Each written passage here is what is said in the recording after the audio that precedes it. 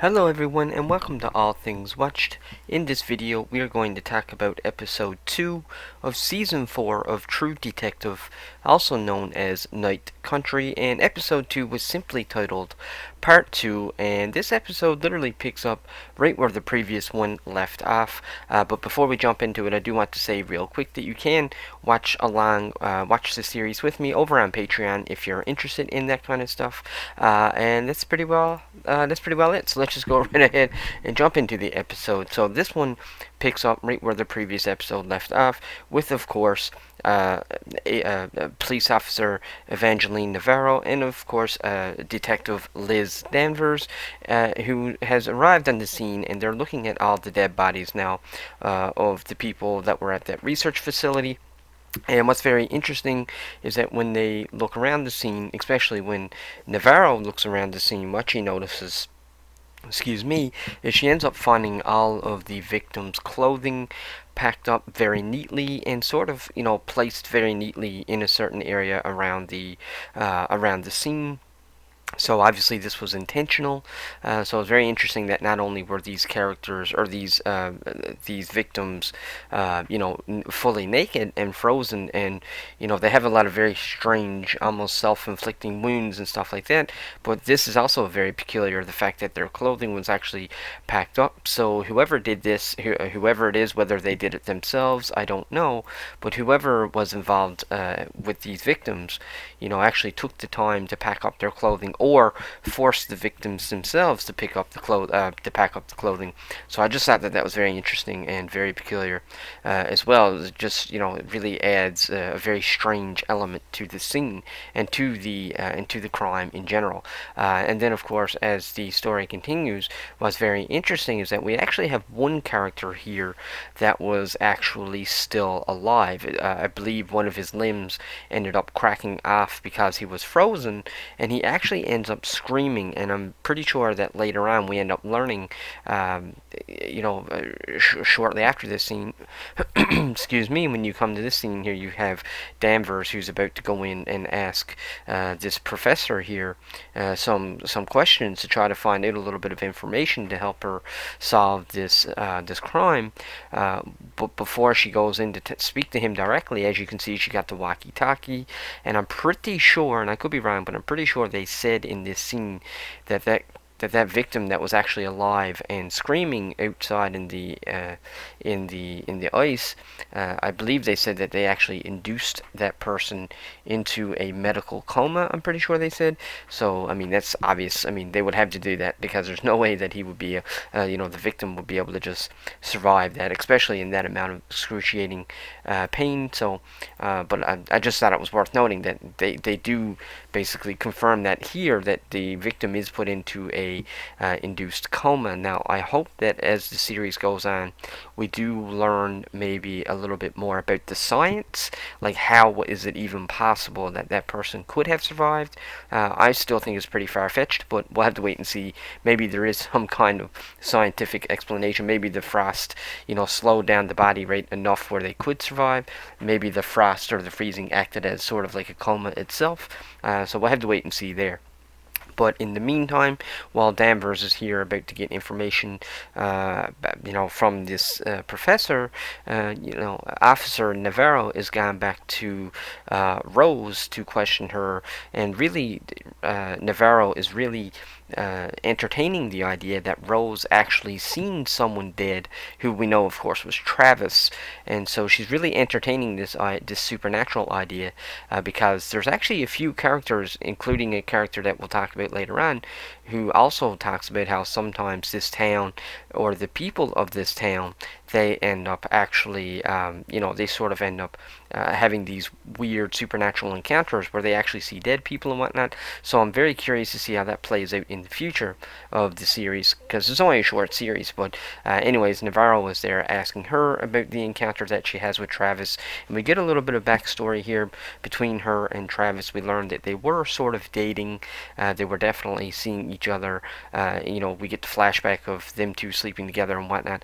But she does, so she does tell Navarro that there was a connection between them before they passed. She also does a really good job at sort of explaining that supernatural part of about the dead. She sort of says, that some of the dead, they want your attention. Some of them just want to be left alone, and then some of them are out to hurt you and whatnot. So I just thought that was a very interesting supernatural element that they added to the story. I do think that once we see the whole story as a whole, there will be a more realistic, grounded explanation, or at least I hope. But they are still entertaining that, the whole idea of the supernatural slash ghost, almost ancestral type visions that we're getting here, or encounters.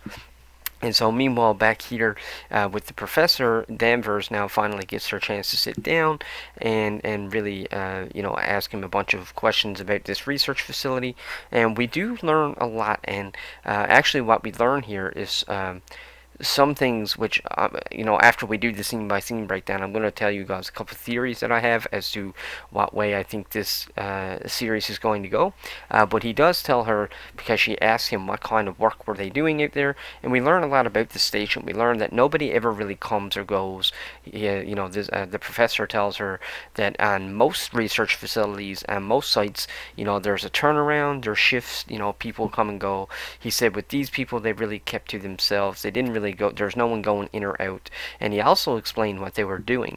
They were drilling for these sort of microorganisms type things, or some form of like micro organic things, or whatever it was, that they were going to try to harvest and utilize and create cures for things such as cancers and just some really very terminal illnesses, so to speak. And so that was the point of that research facility, was to see if they could harness these microbes from the ice.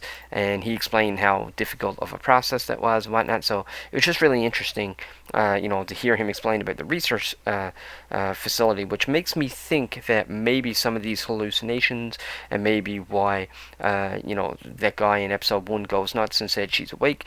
I'm sort of leaning towards the idea that maybe it's like a virus or something that they caught.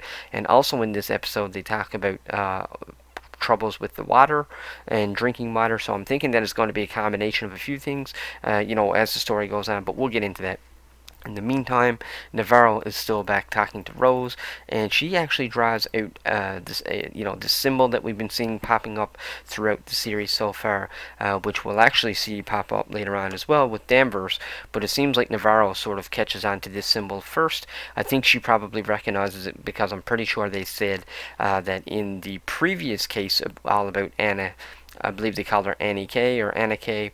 That was one of the similarities, was sort of this symbol, and which they do kind of confirm in this episode. In fact, Danvers even opens up to the idea that maybe this case could be linked to the previous episode. But either way, Navarro, Rose shows Navarro this symbol and really talks about how this symbol goes back to like ancient times, and it has a lot of very or potentially a lot of very spiritual meaning and whatnot, and could potentially be a very heavy, almost almost like a voodoo type magical type symbol.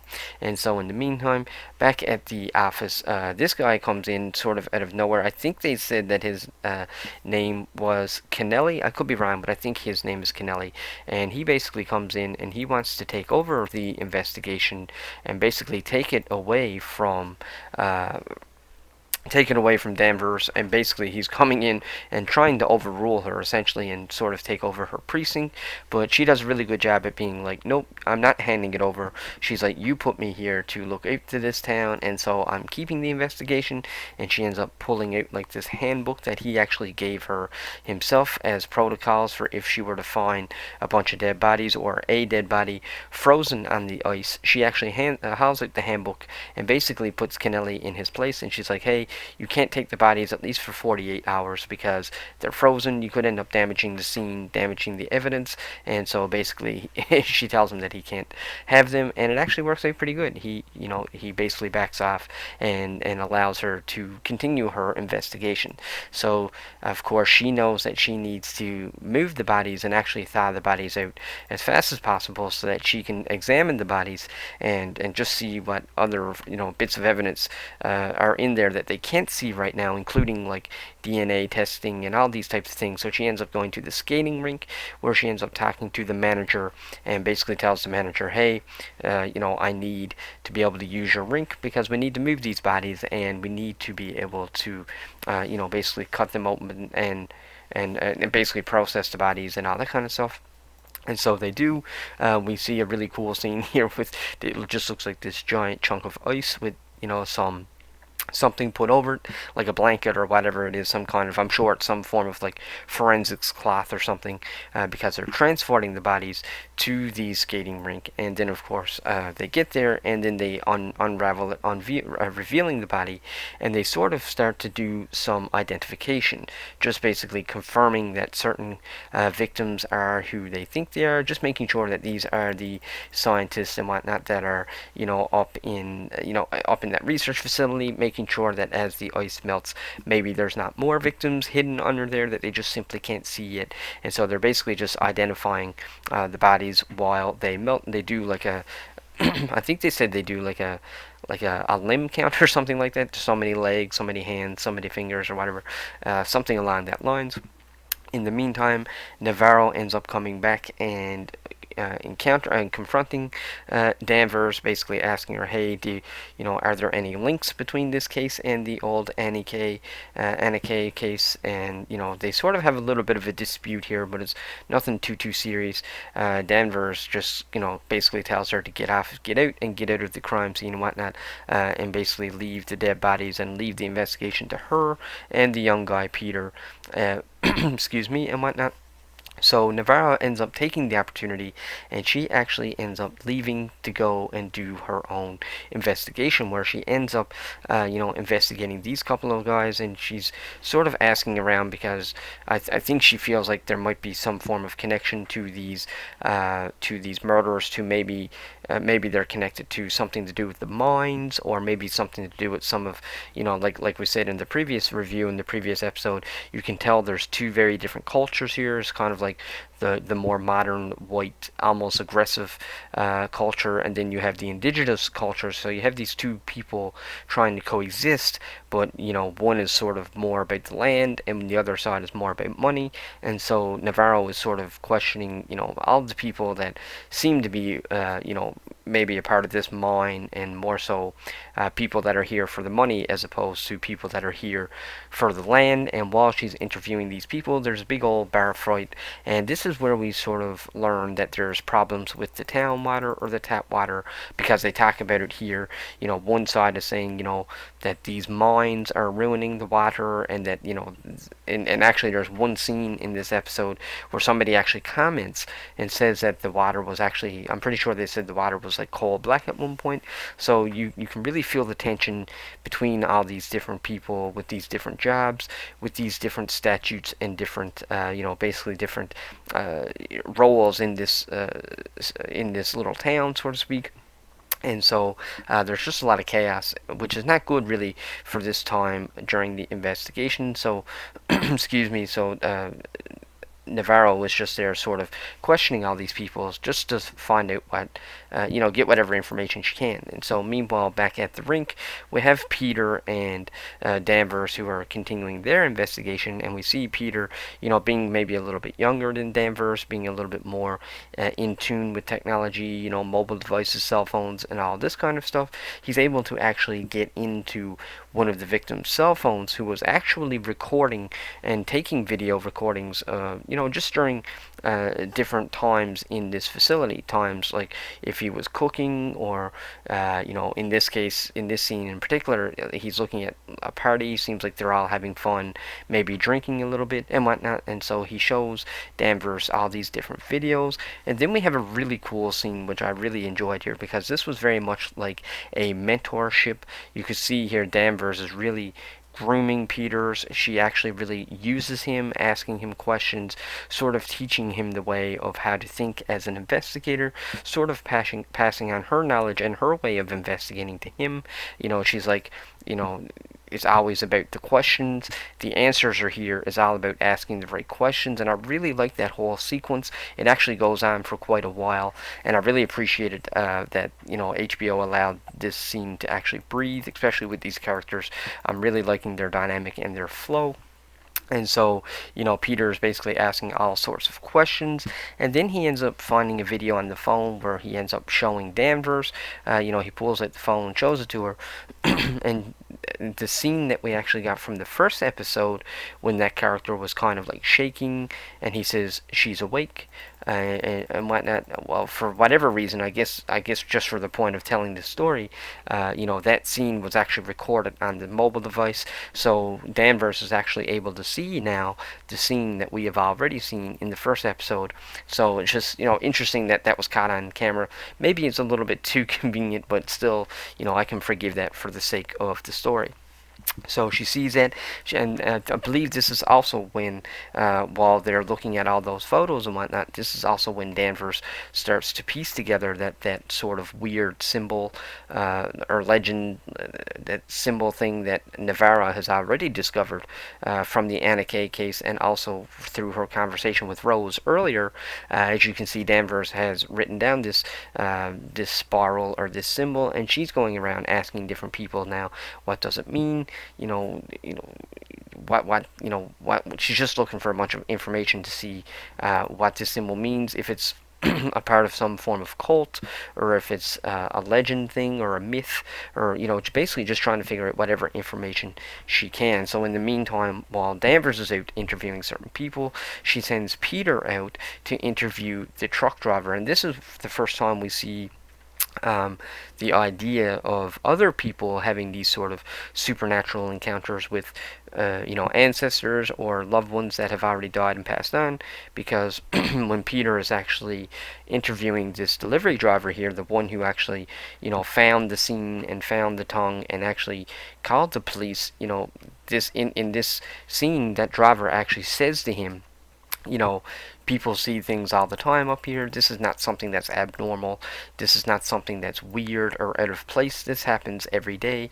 And so we learned there that by him saying that, it really, that really shows this is not something that's uncommon. People seem to see their loved ones or dead people. Apparently that's a very common thing here. So it's very interesting to see how that plays out as well, that sort of supernatural side of things and whatnot. And so I'm very curious to see, like I said, where True Detective goes with that, because even though this is season 4, this is the first True Detective season to sort of have its own subtitle, which is called Night Country. So it is possible that maybe they'll lean into that supernatural side a little bit. I kind of hope not, and I still don't 100% believe that they will. I think it's more of them trying to show you the setting, show you that we're dealing with, this sort of indigenous people who are very connected and very close to their culture, and they're very close to their ancestors and whatnot. So I'm very curious to see how all that plays in later on.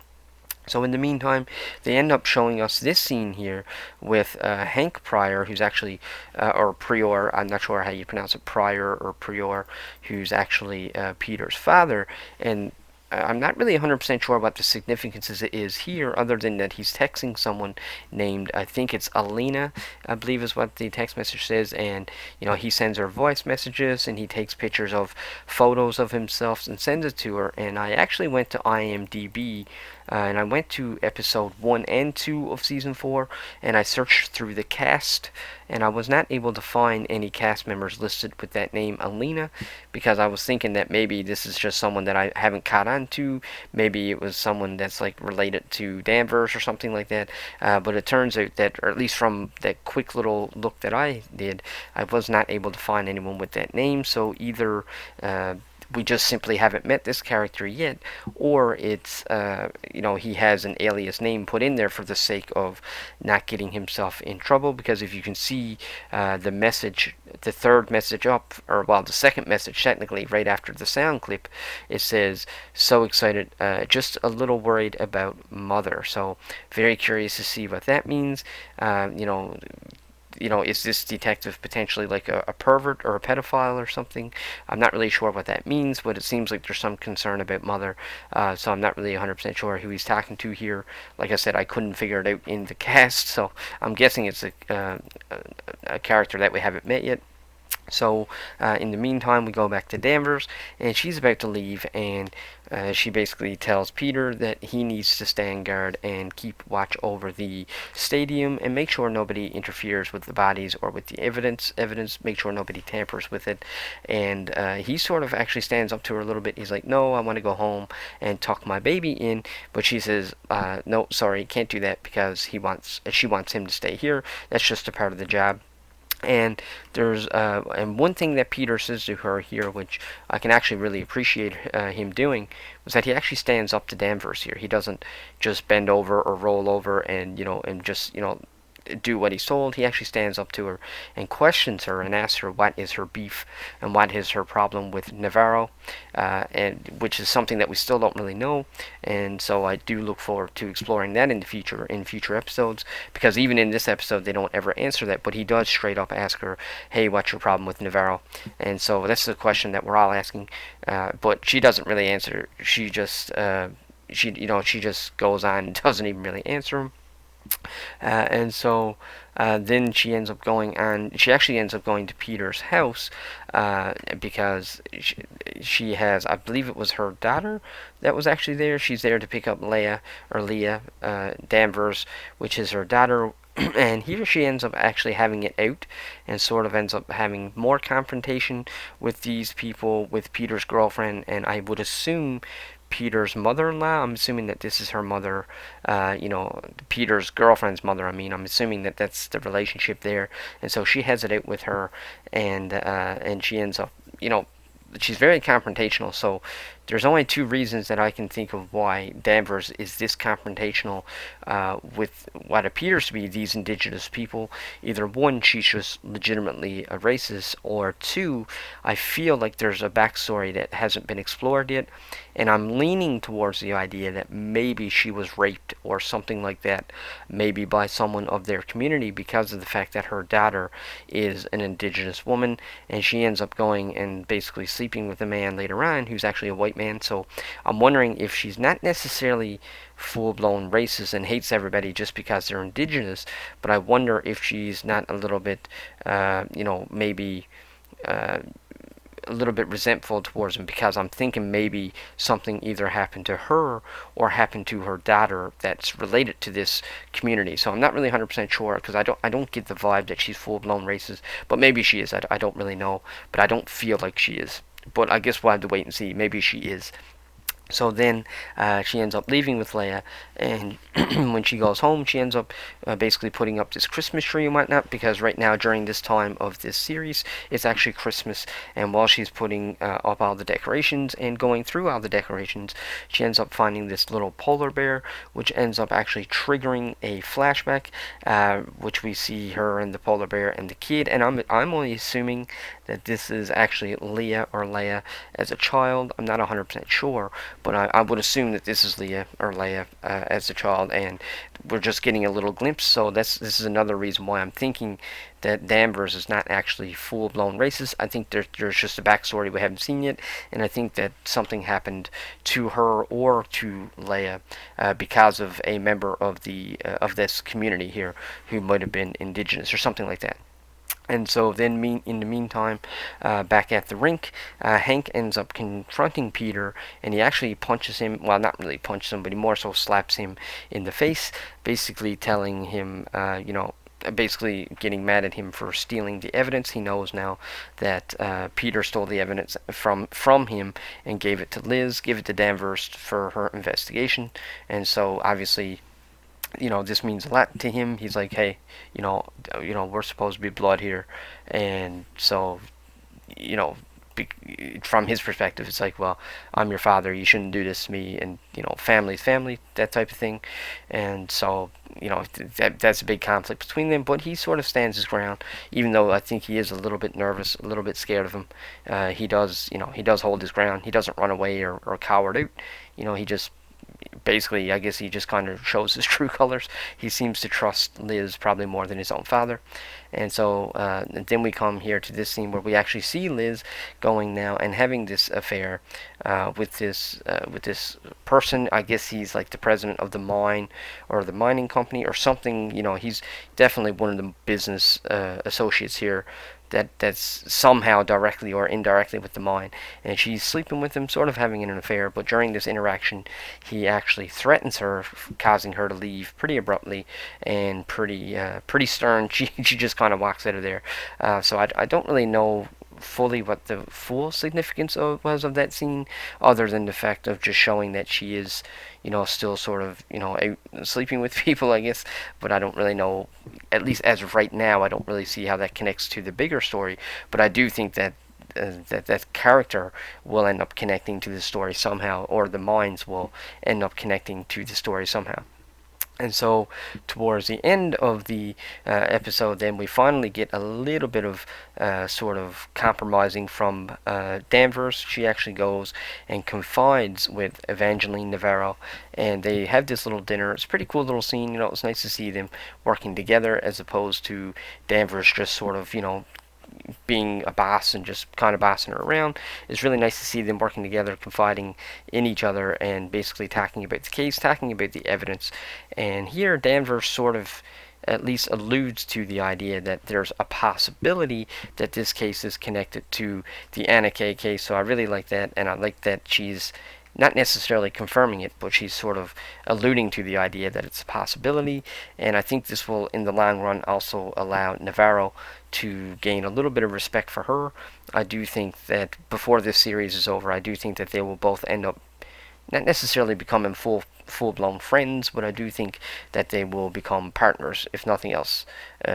Trust each other enough, and so we end up coming back to the rink, and now we see Leia, and she's hanging out with Peter, and there's something really weird about that to me. I don't really know what's going on, because clearly they're close here, and so I don't really know what's going on here yet in terms of their relationship. Are they just friends? Are they more than friends? It seemed to me like Leia was sort of it seems to me like she's lesbian because she was kissing another young girl earlier, and we also know that from the first episode that she had sort of like this sex tape or something that she made with another young girl. So I'm not really sure what her connection is or what her relationship is with Peter, but they do seem close enough where he's like, he's letting her hang out here at the crime scene, and she seems to be very open with him and very comfortable around him. So I'm guessing that'll play into effect a little bit later as well. But I just thought it was worth throwing that in there, showing that they are sort of hanging out with each other.